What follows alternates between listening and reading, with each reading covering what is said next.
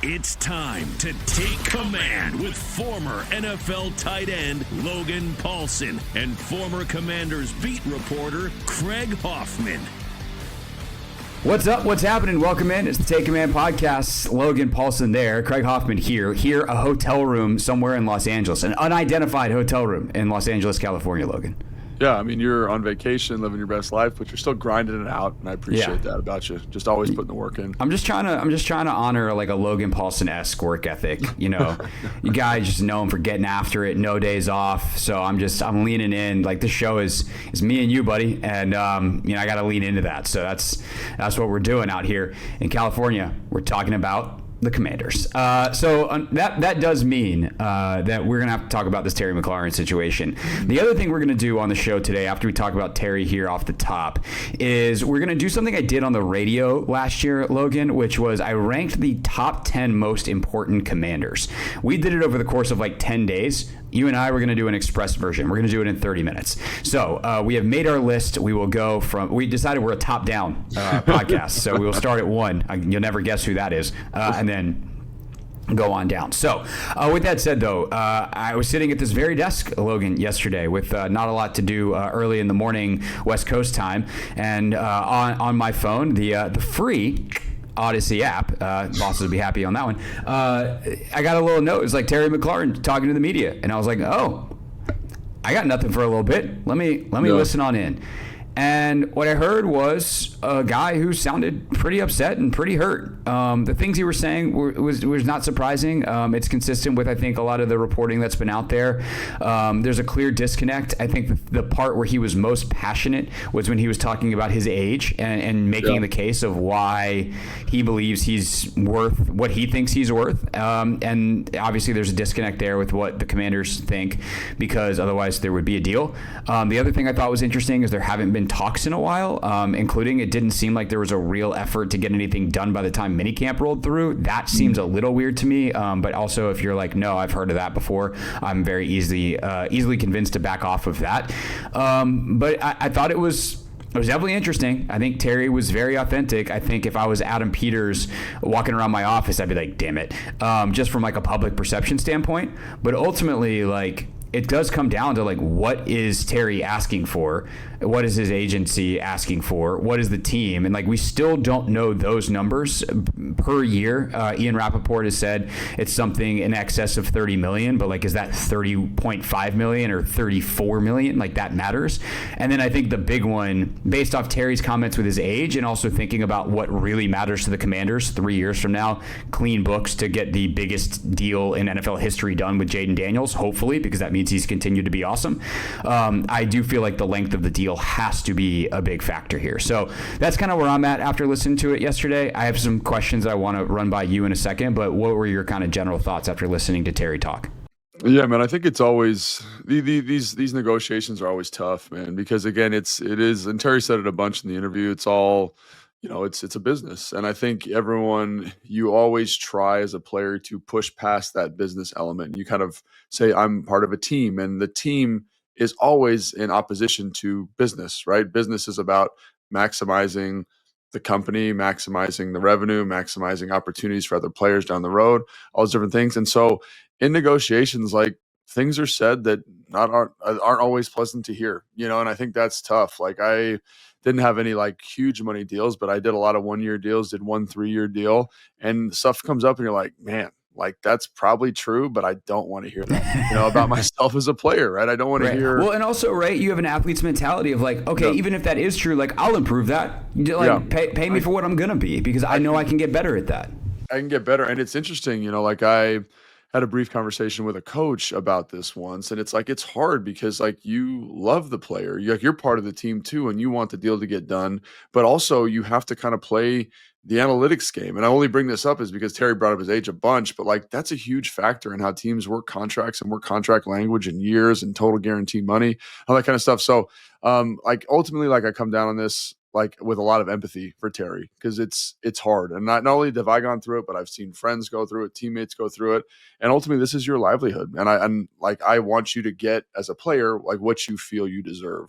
However, oftentimes that's at odds with the team, and the team it can feel very harsh, But again, they're just trying to be practical.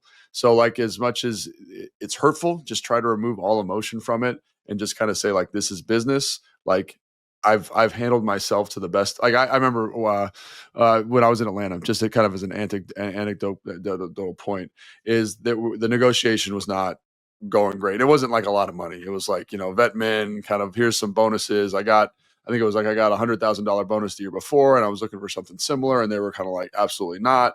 And they said some things in that I didn't think were very nice, because I played the last half of the year on a pretty significant injury. They were like, your film wasn't good, you're getting old, blah, blah, blah. And I was like, I played because you asked me to. Like, I could have just sat out the rest of the year. And so I called Dan, and Dan was like, thanks for calling me. Like, I appreciate you calling me. And like, I understand what you did, and we appreciate it. And like, just know we value you and we value what you did.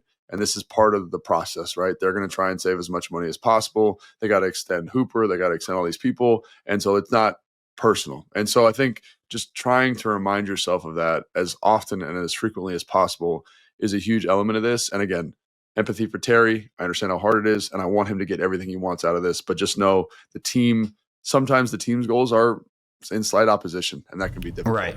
And I have empathy for Adam too. And I can talk more about that in a second, but I do think that it's very easy for fans to be like, especially they want to be mean towards you. I'm going to take the tact of being a fan that's being mean towards you, Logan. Well, Logan, you were the third tight end. Like, he's Terry McLaurin. He should get whatever he wants. And like, I will say, there's a part of me that agrees with that. Like, Terry has been the heart and soul of this team. He was a beacon of light during dark times for this franchise. And while that stuff happened before Adam was here, and this front office and this coaching staff were here, and much of it before ownership was here, obviously the first year for Josh, when Ron's final year, wasn't exactly fun for anyone. But like, the dark times were before Harris got here. Like, that doesn't matter, my guess, too much to them, but like, it does matter to Terry, and it does matter to fans, and like, that is hard. And so this is actually, in a weird way, like, where I kind of have some empathy for Adam is that if you ask this question, right, this hypothetical question or rhetorical question, if Terry is still amazing at football, as he said, he's still a 4-3 guy. He's the guy that caught the NFC Championship game slant and took it to the house, the screen, and took it to the house against Detroit. He said he's still 4-3 fast, and he said it with the confidence that that was a man that has been on a stopwatch recently. He hasn't missed a game in 5 years. If he's the heart and soul of the team, if he's done everything you asked, why wouldn't they just pay him? Well, do we think Adam Peters is smart? Do we think Adam Peters doesn't know these things? So like, where's the disconnect? And that's where I have the empathy for Adam, and where I still will go back to, as much as like, I agree with all of the stuff that Terry says, and the thing that every fan, like, if I'm being honest, Logan, like, should Terry, probably based off the pure market value of him as a football player, make $32 million a year? No. Would I, Craig Hoffman, general manager, pay him $32 million the next 2 years before I have to worry about that Jaden extension as a thank you for being Terry freaking McLaurin? Like, honestly, considering their cap situation, if I don't feel like I need that $2 million, which they definitely don't this year, I'd have to take a closer look at next year, but there are no major extensions coming up, I probably would do that. But then if that's all the case, and we also all agree in this Commanders universe that Adam Peters is really freaking smart, he's very good at his job, then what is being asked? Like, what is the disconnect? And that's what we don't know. And that is where, like, how your agent translates information to a player can affect how hurt they are, where, what the conversations are. And like, that DK Metcalf deal, like, if I'm Terry, I want more than that. But like, that deal was a joke in many ways. Like, what the player understands about salary structures and cap structures, like, this is where it gets really hairy and the details matter. And where on some level I think both sides can be right, even if they seem diametrically opposed. Yeah, and this was interesting. We did a segment about this like weeks ago, like the highest receiver salaries based on whatever annual value, whatever it was, and it was, and we went through it at the time, and I remember thinking like, this DK Metcalf deal is going to be a problem, because like, it is such an outlier. Because again, like, you go through the list, it's like the guys you would expect to be the top 8 highest paid receivers, it's almost that in order. if I remember correctly. It's very, very close. Which do you want? I pulled it up. Do you want total value or average annual salary? I think it's average annual. I don't remember. It was one of the ones. It was like a list where you're like, oh my gosh, like these guys all kind of make sense. Actually, I think it was total value, because here's your, it's like a game of which one of these doesn't belong here. Jamar Chase, Justin Jefferson, CeeDee Lamb, DK Metcalf is 4. Garrett Wilson, recently paid by the Jets this week, is 5. St. Brown, Ayuk, Higgins are the top 8. Right, and Higgins just got redone, right? So like it was, I remember thinking like those 4 dudes, and then DK Metcalf to me is kind of in the wrong zip code at that point. And I like DK Metcalf as a player, but I don't think he's in that same pantheon. AAV is bad too, actually, because DK's technically got 33 AAV, which is very high, but it's like the structure of his contract, for folks that didn't hear that episode, like that's not how the salary cap is actually going to work, and there is a chance that this turns into a 2-year $60 million contract, even though on paper it is 5 for 135. Yeah, so the reason I bring this up is because like the best receivers in football are the 4 guys at the top of that list. Probably AJ Brown. I would put Amon-Ra is probably in there too in some capacity, and then you could kind of argue who the next. I'm probably forgetting somebody about who the next guy is, right? Right. And so the reason I bring this up is because Terry. If I'm Terry's agent, I look at it and I say we are more valuable than DK Metcalf. Like just like. Full stop, no issue there, right? Like we've just been more productive, we've been healthier, we've been more quarterback agnostic, like we deserve more money than him. But if I'm the team, if I'm Adam, again, this is where the empathy for both sides is important, because I think Terry is doing what's best for Terry. Terry's agent has a really legitimate argument that he should be paid more than DK Metcalf. Like to me, it's not even a debate, but that's a bad deal. That's a bad deal for the team, the DK Metcalf. Well, here's the thing though. It's not a bad deal for the team. It's a good deal for the team that looks like a bad deal for the team on paper. And if Terry is by his agent, if Terry's agent isn't willing to explain that to Terry, Terry's going to be really hurt. But again, DK signed what could very well and almost very likely turn into a 2-year $60 million deal. That is very different than 4 for 132 or 5 for 132, whatever it is. Like he's not actually getting 33 AAV. And that structure for the deal doesn't work for the Commanders. For the Steelers, they're planning on having a rookie quarterback contract that starts next year, right? So them stretching out DK's signing bonus proration money over the course of 5 years is a huge win for them, because they can take these little cap hits 3, 4, and 5 years into the deal when DK is not on the team. That's the opposite of the Commanders, who have their rookie quarterback contract for the next 3 years. And then we'll have to sign the biggest quarterback number on the books in the entire league when Jaden gets there. So like the structure and the total value, like the details really matter. And that's why like if I'm Terry's agent, I'm trying to tell him, and if I'm Adam, I'm trying to get across, like we'll give you more guaranteed money than DK Metcalf. The money and the years and the cash you will see are likely going to be more than DK, unless DK turns into a whole new player in Pittsburgh. But like he's getting cut in 2028 or 2027, whichever the year is. You're going to play out your deal here, and we want you to retire, Commander. No, I think that's it. And I think that's where the language of the deal is so important, and like how the money is being allocated is so important, and understanding that I'm not just trying to beat player X, in this case, DK Metcalf, right? Even though and I understand like Terry's agent, like if I'm looking at the sheet, you should be paid more than this guy. And so now let's go get paid more than that guy, all those different things, right? But as I empathize with Adam too, because again, like we just talked about how the structures are going to be different. It's different for Pittsburgh than it is here in Washington. And if that's not being articulated well via the agent, or, the communication's not where it needs to be, like that. And that's something we maybe should talk about more. Cause like one of the things that I always appreciated about my agent is that he did a really, really, really, really good job of explaining the exact situation, the exact zip code I should be expecting to be in from a salary standpoint. And then like for contract structures, he's like, you deserve, like, I remember when I signed my 3-year extension in 2012, he was like, you deserve to be paid X. But because of these reasons, it was like 3 or 4 reasons. One of them, I was a restricted free agent. There was a bunch of different things, right? He's like, there's no way you're going to make that much money. So you need to like reassess your expectations. You're probably going to be in here. And so then when the number came in that they brought, and it was much closer to the number he said to expect, it wasn't quite as jarring and as shocking and as hurtful as it had been if he had just been like, we are expecting this amount of money, full stop. He kind of went through all the caveats and said, I actually think you're going to end up here. And I think like that's helpful in these situations. And again, I don't know Terry's agent. I've never met him. I've never spoken to him, but you hear through the grapevine that he can be a little bit difficult. And I think this is one of the areas where it might be applicable. Right. So I think, again, like this is a tough situation. I think ultimately they get it resolved. I want Terry to get everything that he wants. I want the team to get everything that they want. I just knowing negotiations, like this is part of it. I'm trying to think of a good example. It's like basically if you're up for a new contract at work, they're going to try and lowball you and you're going to feel hurt.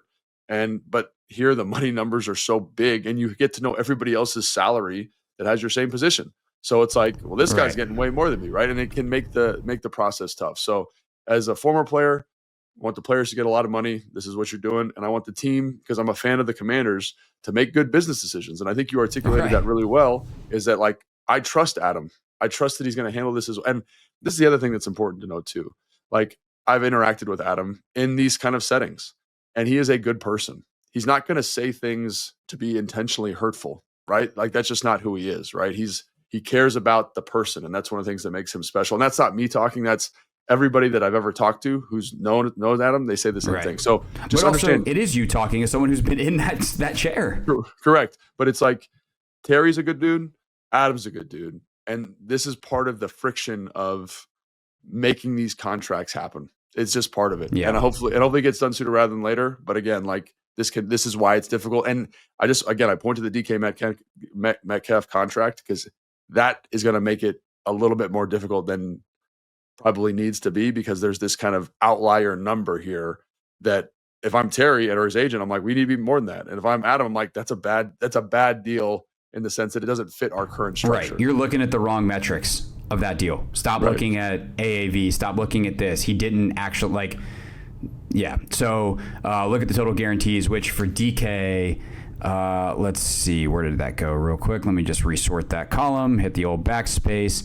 Guaranteed at signing, DK got $60 million. Beating that, to me, for Terry, should not be that hard.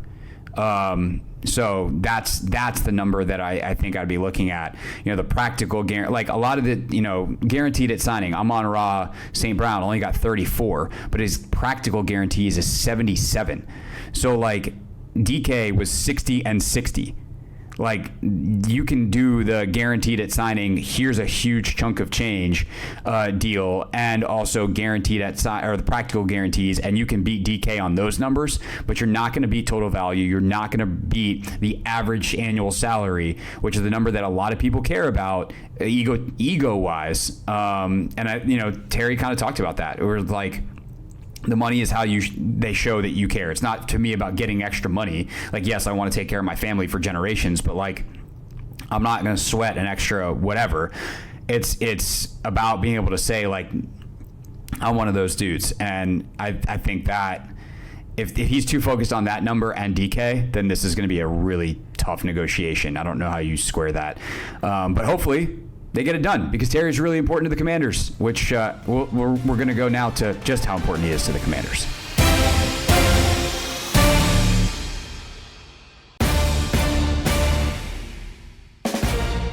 Take Command, Logan Paulson there, Craig Hoffman here. It is time to chat about the most important players on the Washington Commanders. Logan, we have crafted a list, 10 most important players. The criteria is a little bit shifting, but we try to encapsulate multiple things in most important. To me, it is kind of twofold on the biggest factors.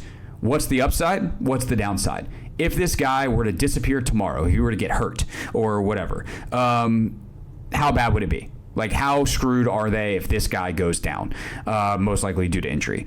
The other thing is, if this guy has a great season, how does it change the team? And some of these guys have bigger on the plus side versus the minus side. So like the depth and all the stuff around them matters. But I think it will, it's obviously not a perfect science, but I think we got a pretty good list here of 10 dudes.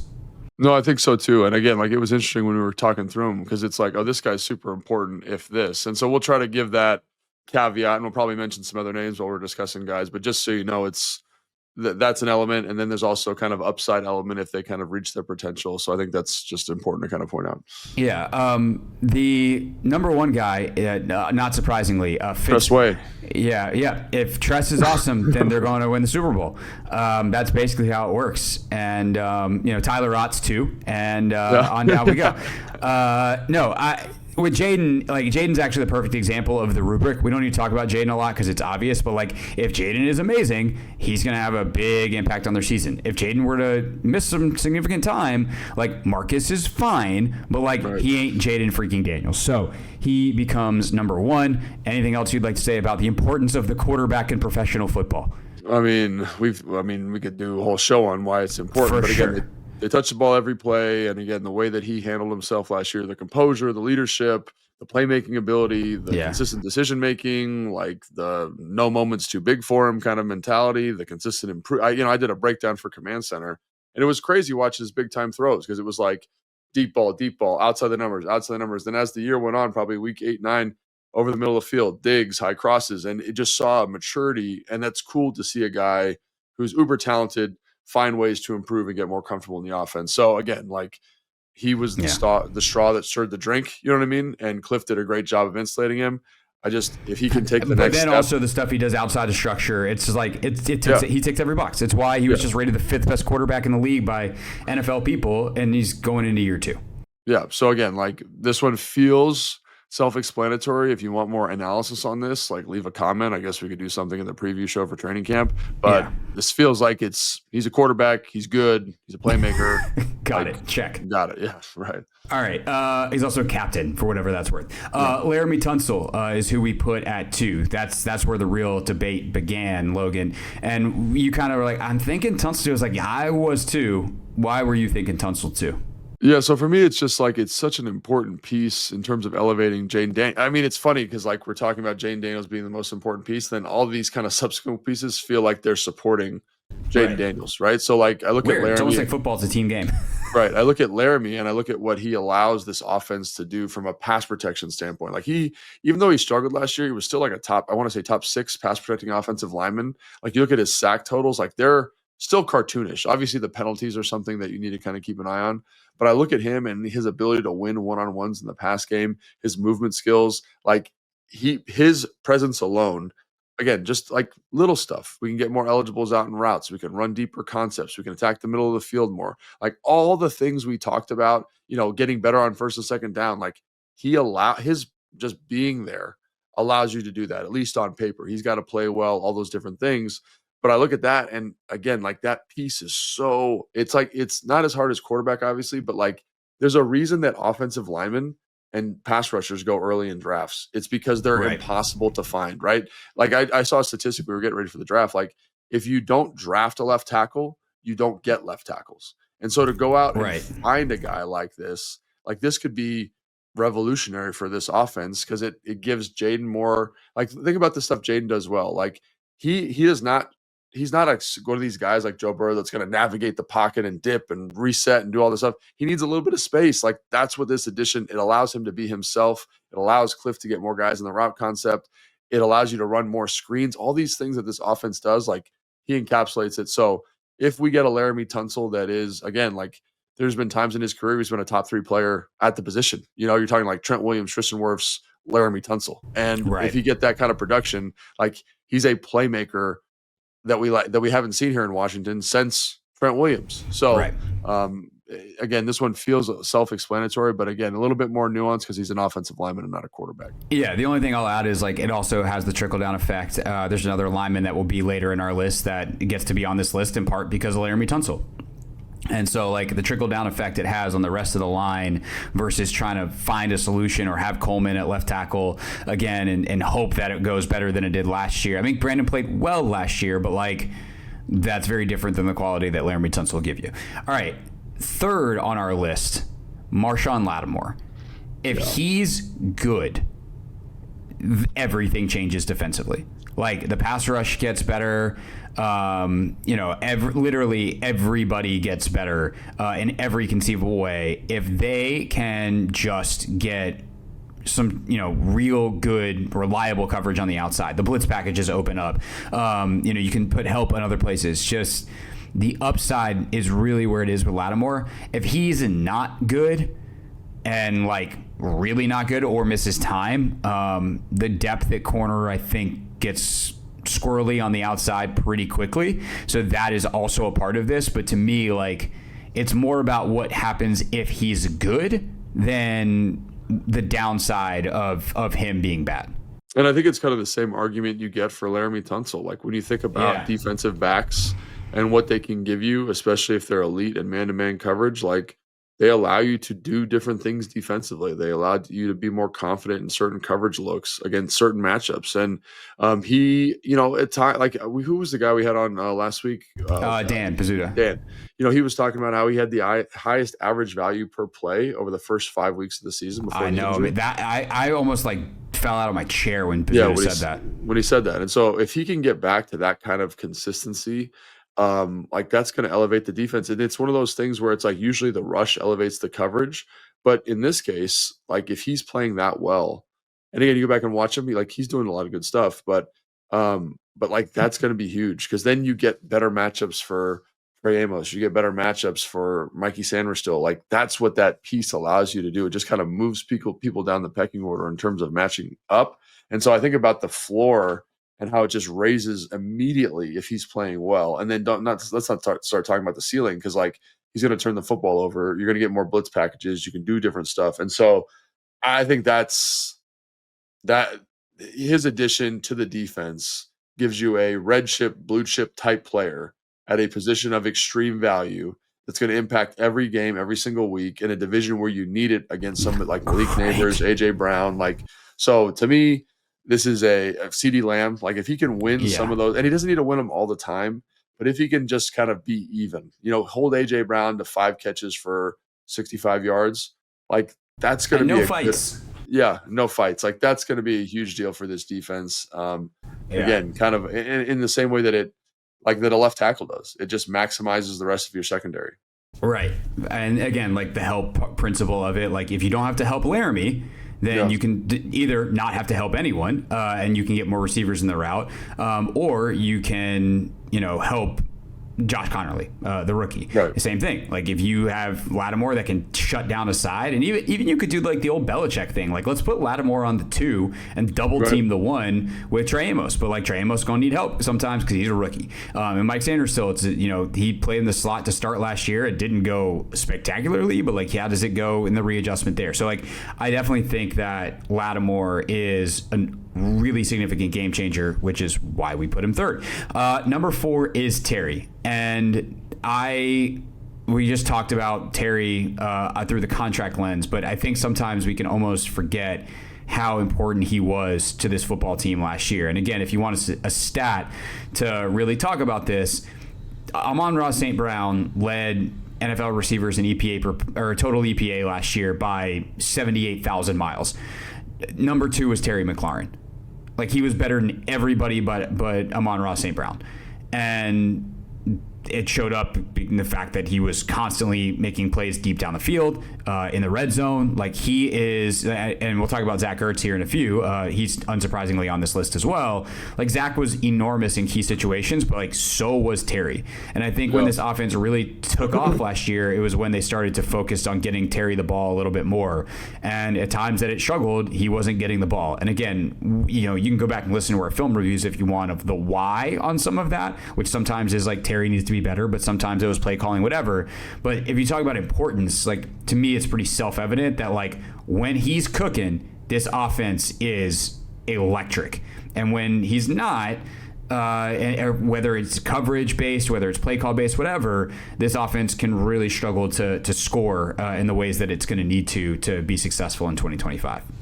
Yeah, I totally agree. And I think the thing with Terry that stuck out to me, like again, I was doing this breakdown. So you watch explosive plays, you watch big time throws, and you're kind of going through the list and you're like, a lot of these are Terry. Like over 70% are Terry, right? Like down, like just straight go balls versus quarters or hole shots versus cover 2, or here against Cincinnati, like big play moments, like game-changing moments. And there's the RPO that he catches versus Pittsburgh. Like there's a lot of stuff that he did in terms of adding explosive elements to the offense. Everyone talks about, and they should, the little swings pass he catches against Detroit and takes it to the house. Like, and for an offense that seemed to try to take steps to become more explosive, bringing in the offensive lineman, bringing in Deebo Samuel, finding yards after the catch, like Terry was the lightning rod in terms of explosive plays last year. And so in terms of like EPA per play, like it makes a lot of sense to me after rewatching a lot of what this offense did well, quote unquote. And so, yeah, like I think, having him around for that element is going to be huge.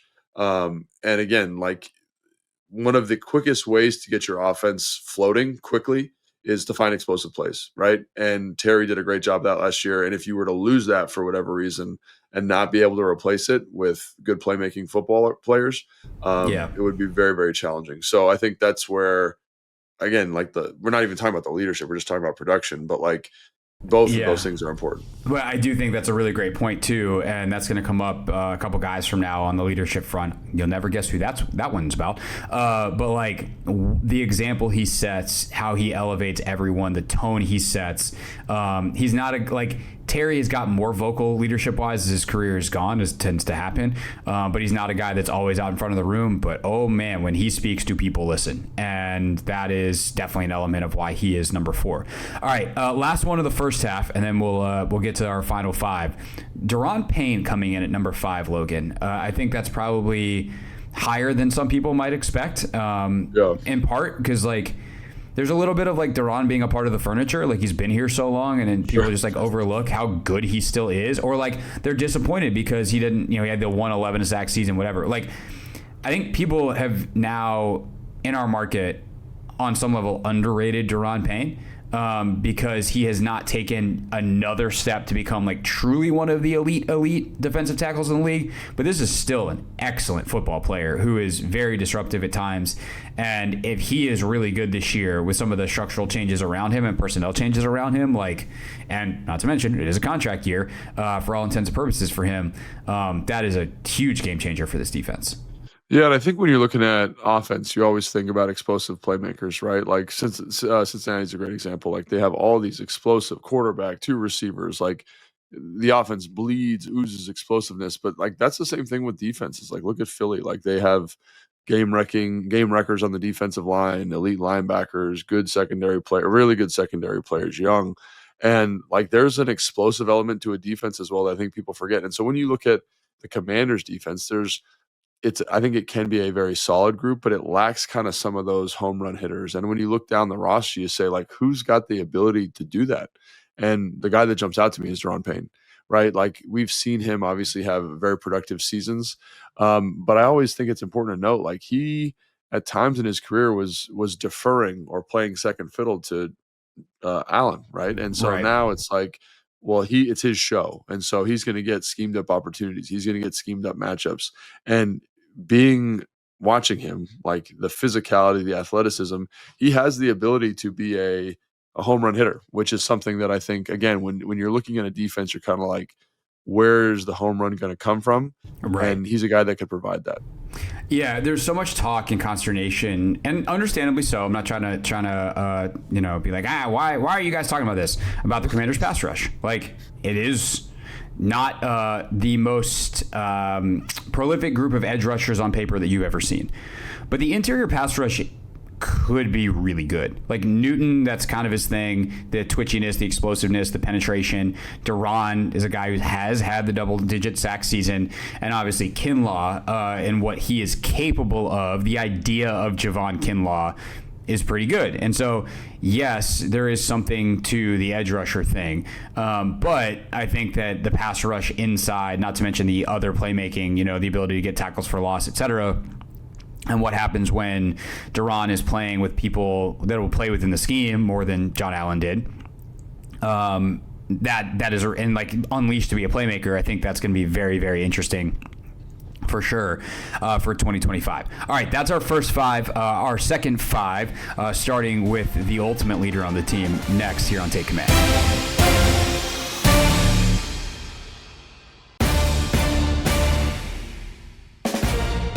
Take Command Podcast. Craig Hoffman here, Logan Paulson there. We've counted our 1 through 5 most important commanders. Let's hit 6 through 10, Logan. Starting with C on his chest, 54, Bobby Wagner.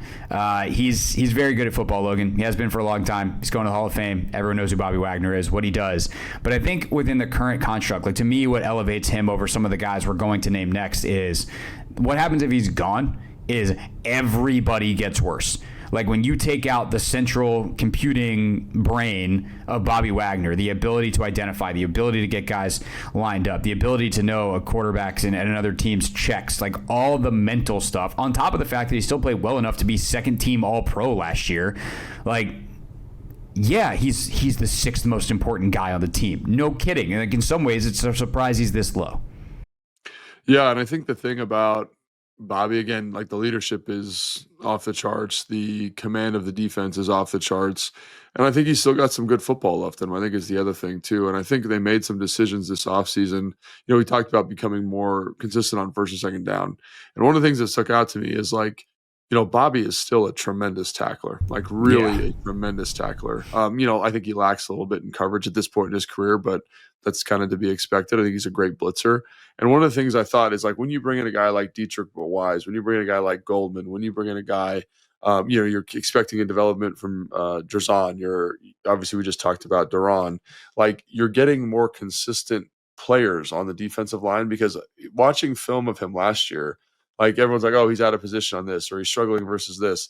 One of the things I thought is like, man, if this defensive line plays just more consistently in the right spot, he's going to be very productive. So I think the team still believes that he can be a very consistent football player. So, and I would expect him to be better because you're going to get more consistent play from that group up front. So I'm really excited for him. And I think it's obvious as to why he's on the list. Because again, if he's out, I think like you said, you know, maybe you don't feel the physical loss of his play because I think Jordan McGee can do a lot of the same stuff physically, but it's the emotional leadership, kind of guiding you, getting you in the right stuff. Like there was a bunch of plays that I watched last year. I'm like, he's the emotional lightning rod for the team. Like you can feel his leadership and you can feel his intelligence on every single play. So I think that's more what we're talking about with him potentially being out, right? Is not that there's a huge loss in physicality if someone else were to come in. It's just the mental kind of intangible stuff that he brings is very, very valuable. Right, but there still would be a physical drop-off in terms of consistency, obviously. Like when you go from Bobby Wagner, who knows everything, to Jordan McGee, who, relatively speaking, knows very little because he has barely played NFL football. Like Jordan's a smart kid. I'm not trying to be overstate it, but like he doesn't have a file. Bobby Wagner's file is as good as any file that of someone who's played in the last 2 decades. Like Luke Kuechly, and I'm sure I'm forgetting like 1 or 2 other guys. Like that is the level that Bobby Wagner is on, and so you would definitely lose that. I think your point about how good of a tackler is and the physicality that he brings. Like that dude will thump, like old school style thump in a way that doesn't feel like happens as consistently in the NFL anymore, and that is something that was an identity piece of this team. I'll talk about that more with Frankie Louvu in a second, but first, tight end time, Logan. Number 7. That was my tight end dance, by the way. Zach Ertz.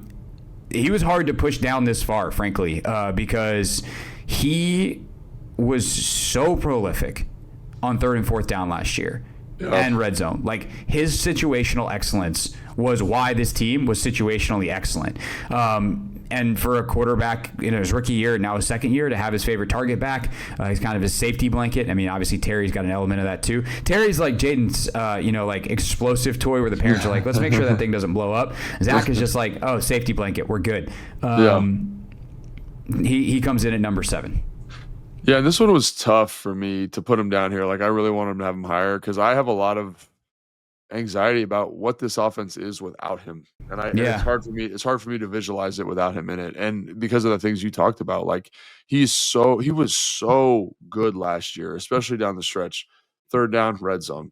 And when you talk about the situational excellence, like I look to him, and there's not a lot of other people in the offense at the moment that bring that same level of efficiency and bring the same level of consistency that he brings. And so to me, I'm like, if he goes out, if he's missing any kind of extended periods of time, like who's stepping in for him?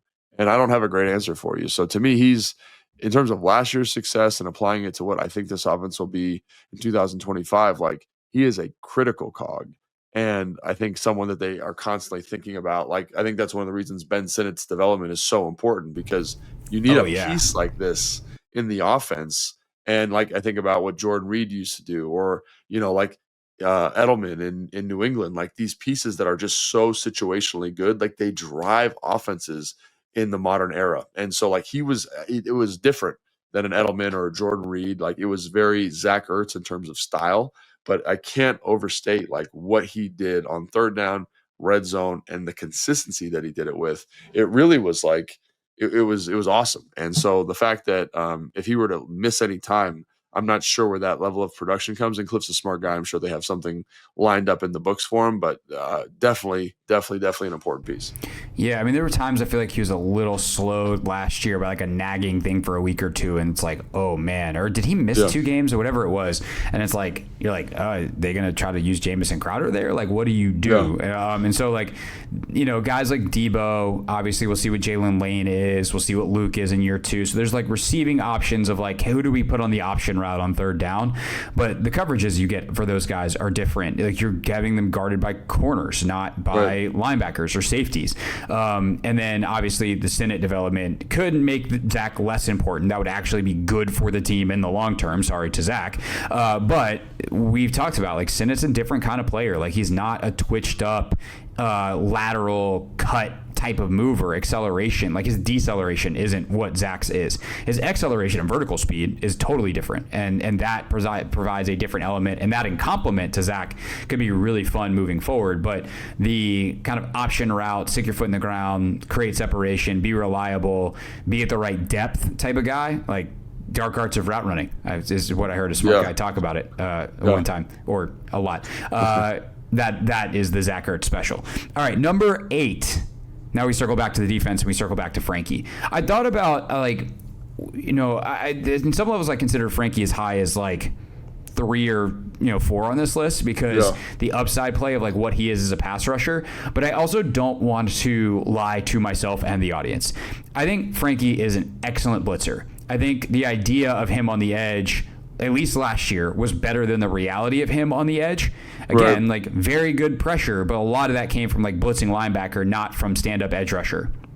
And so if he all of a sudden in year 2 has like figured out the edge thing, then like, his potential upside becomes or makes him probably higher on this list and should have elevated him. But I think for like what Frankie Luvu actually is, tone setting, Tasmanian devil, spiritual leader, violent football player who is one of the best blitzing linebackers in football, like that still lands you at 8, and that is definitely a very important piece to this team. Yeah, I just think about like where the sack production would come from, where that kind of explosive energy would come from. Like, because even in the playoff game, man, he did some really fantastic stuff before the score got out of hand in terms of like timing snap counts up, making explosive opportunities, an interception last year. And of course, he memed himself by jumping over the pile 78 times. Right, which I have a lot of respect for, actually. So, I don't know. To me, he is the production will be interesting. And I'm not saying he's going to have 9 sacks again this year, but you mentioned the way that he was utilized as a blitzer, the way he's able to create havoc at the line of scrimmage and kind of have a knack for making those explosive plays. We talked about Duran being that explosive home run hitter. Frankie has an element of that to him too. Now, I kind of devalue linebackers just in general, but I do think it's important to acknowledge the emotional impact that he brings. Like he really feels like maybe Bobby's the brain and Frankie's the heart. Like that emotional outpouring, I think, is really important. And teams find ways to overcome those absences for sure. But it's hard for me to imagine a defense playing to the best of its ability without him in there. For sure. And like, who's playing next to Bobby if Frankie goes out? Is it Dominique Hampton? Is it Kane Madrano? Like, is it Jordan McGee? Like, I think those guys can all do elements of what Frankie does. And maybe even some of it, like, I think they're hoping that guys like Hampton and Madrano are a little better space players and, ultimately are better in coverage than what Frankie Luvu is. But the downhill physicality, the ability, and like this isn't coverage per se, but like the play makes on Malik Neighbors in week 3 last year where he decleats him 12 yards down the field. Like, this is who we are. You're going to have to go through us. Like, that is Frankie Luvu, and he is a major tone setter for the team in that way. All right. last two ones were hard. There's a couple guys. We'll do honorable mentions at the end. And so just saying these are tough. You can leave your comments and complain all you want. We are not saying that these two players that we're picking are so much better than everyone else. This is inarguable. But the two we landed on, starting with number 9 to wrap up our 10 most important commanders. Number 9, we put Javon Kinlaw. And I think Kinlaw is an upside play. Like if he's not what they hope he is, you probably just see more Johnny Newton. You see more guys like Sheldon Day. Like you see the depth pieces. That contract everyone's going to make fun of because everyone hated it. And like that would suck. If Javon Kinlaw at the age of 27 develops into the kind of player that Adam Peters, I think, has thought Javon Kinlaw could be since he drafted him to the 49ers out of South Carolina, then we don't have as many D-line issues as we thought in Washington in 2025. Yeah, and I think this is an interesting one because, again, like I go back to maybe of any player that they brought in this offseason, like including Deebo Samuels, like the explosive version of this player, I think is team changing, right? You just see my file on him was very small before he signed here. So I go back and I watch the TFLs, watch the sacks, watch games, and there are moments where you're like, this dude could be something extremely special. Now it's the injuries, it's the inconsistencies. I also think it's the utilization. Like I talked to someone up in New York who played with him when he was a Jet, and they were talking about utilization. It's like people see how big he is, they just put him at nose. He's not a nose. He's a 4-eye, 5 technique, wide 3 type of guy that hits home runs, right? That is not gonna. He's not your like every down, super consistent type of player. But think about if he can hit 20 home runs this year. He's got right. 12 tackle for loss, 8 sacks. Like those are game-changing plays, right? Because they get the offense behind the sticks and you're winning down. So I think about utilization. I think about the physicality. I think about the upside. Like he's like a power hitter with a batting average of like 150 or 175, right? If he gets a little bit more consistent with his swing. Right, can you at least hit 230, bro? That's all we need. 230, 250, like it's a different ball of wax. And so when I look at the defense, I'm like, where are the explosive opportunities coming from, right? Is it Marshawn Lattimore? That's why he's so on the list. Is it Frankie Louvu? Is it Daron Payne? This is a guy that right now is the best power hitter on the team, but his batting average is low.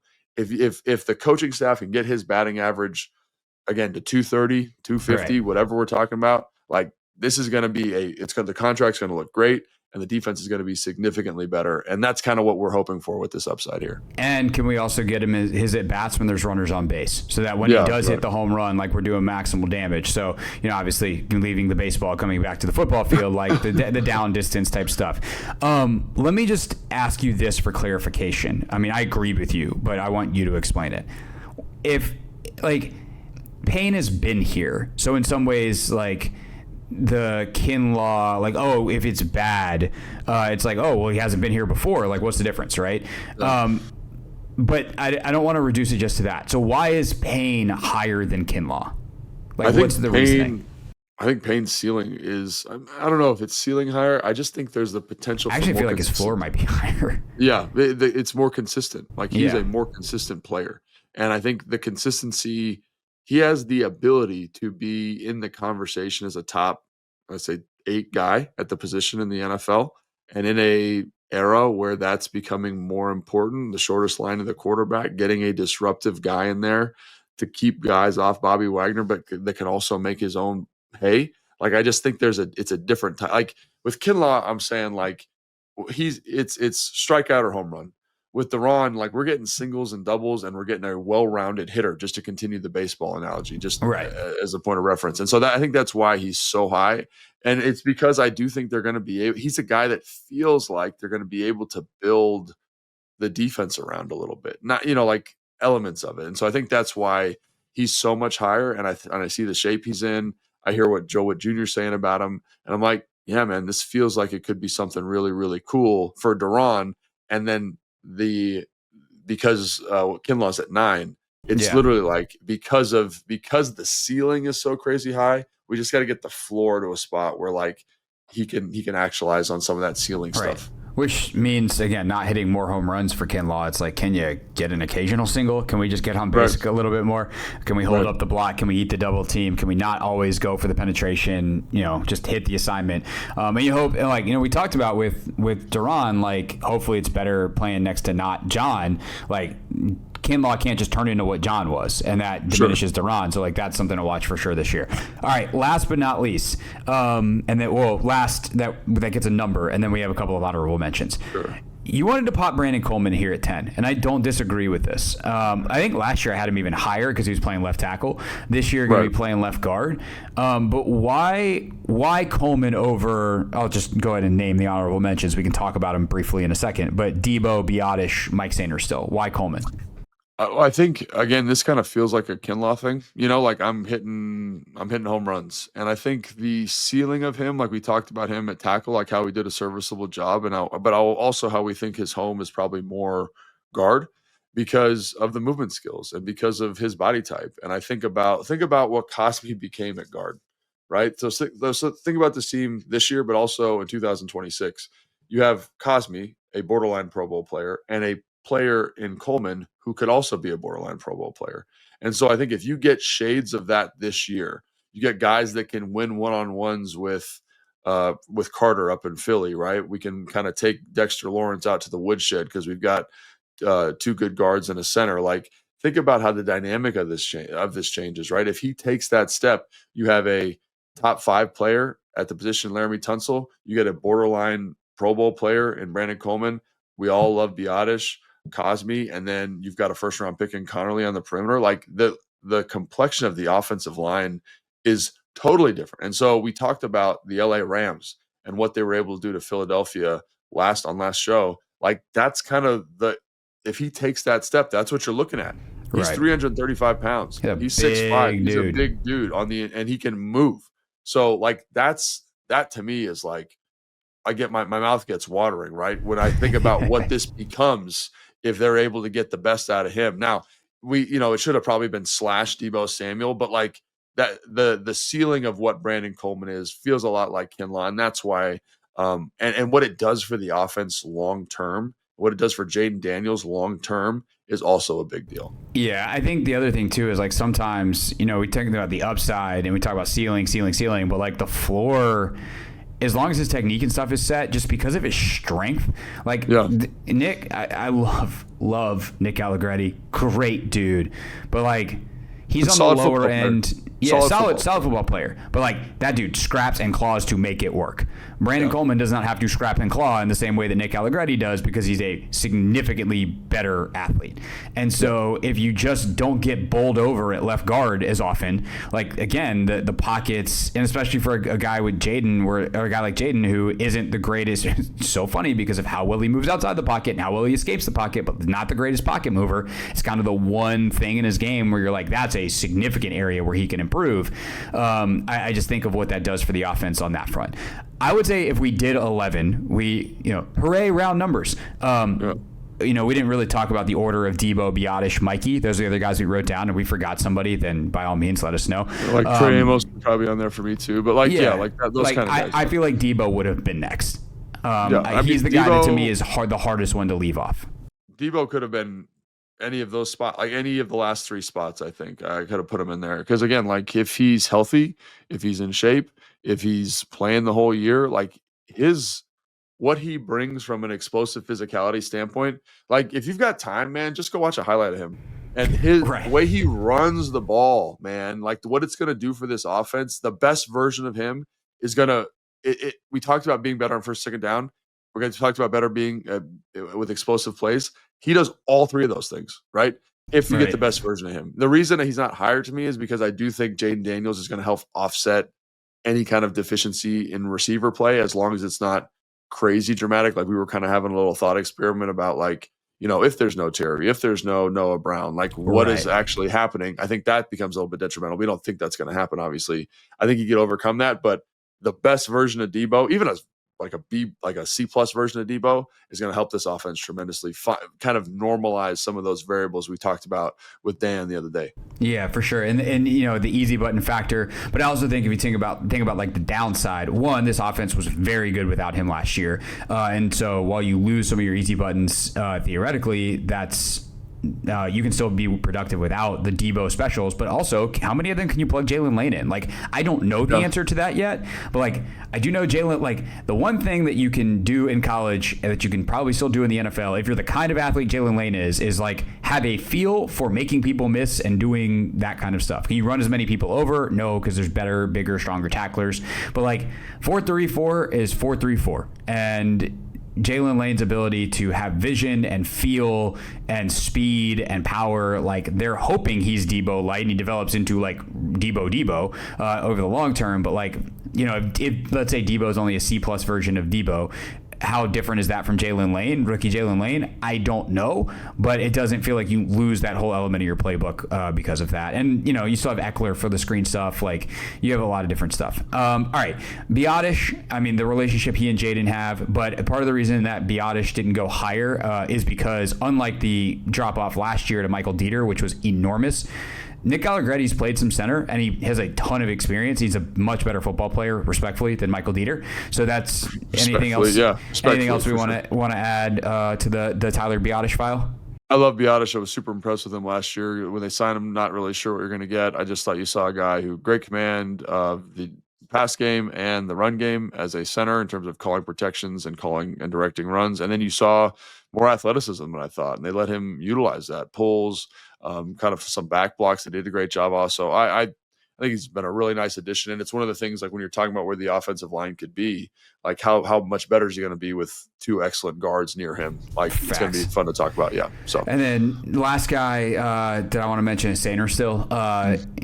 In part, you get his depth, the depth behind him. I don't know the Sainer still to Jones drop off in the nickel, how significant it is most weeks, but the upside of what Mikey can be as a playmaker, and obviously what he brings from a leadership standpoint, is a young guy, the fire, but he just has a knack for making plays. And like, if he's awesome, that does change their defense in a very, very significant way. On some level, you have to, when you're making a list like this, though, you have to do some predicting. And like, how likely is it that in year, call it year 1, year 2, because he played outside last year in the nickel, is he going to unleash what he eventually will unleash? I think we're probably still a year away from like the more prime looking Mike Sainer still. There's going to be some ups and downs, I feel like, and that to me like drops him down the list. I'm just kind of factoring that in as part of it. Yeah, I think you kind of took the words out of my mouth there. Like my expectations for him this year, moving to the slot, are a little bit more muted than they would be if he was staying outside again. And the reason is it's a new position, right? It's like new challenges, fitting runs, new matchups, different demands on his skill set. So that's a tough position anyway. And so like, do I think he's going to be great there? Yeah, but I do think it's going to take him, it's going to be a process. And so like in terms of explosive opportunities, like the way he turns the football over, the way he's always ball hunting, like I think that's going to be a big part for the defense. But I think there's going to be a little bit of learning for him. And I think that's why he's here in the honorable mention category. For sure. And again, the Jonathan Jones depth there, it does definitely help versus like, oh, buddy, if like Lattimore or Amos, one of those guys can go down and you can kick Mikey outside and be okay, but it gets squirrely real quick. Guys like Noah obviously played there last year, so there's definitely I think a little more depth in the slot. All right, that's the list. That's our show. That's the podcast. Holy crap.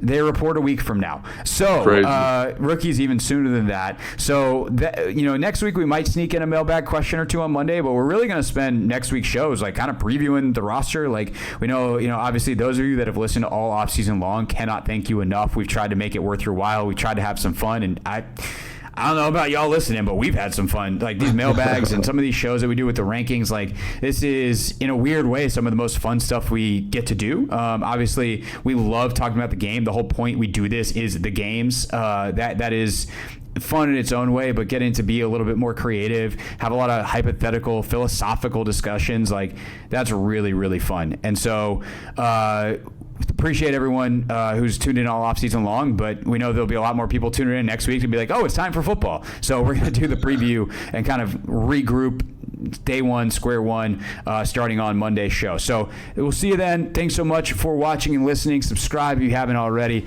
For Logan, I'm Craig, and we'll see you next time on Take Command.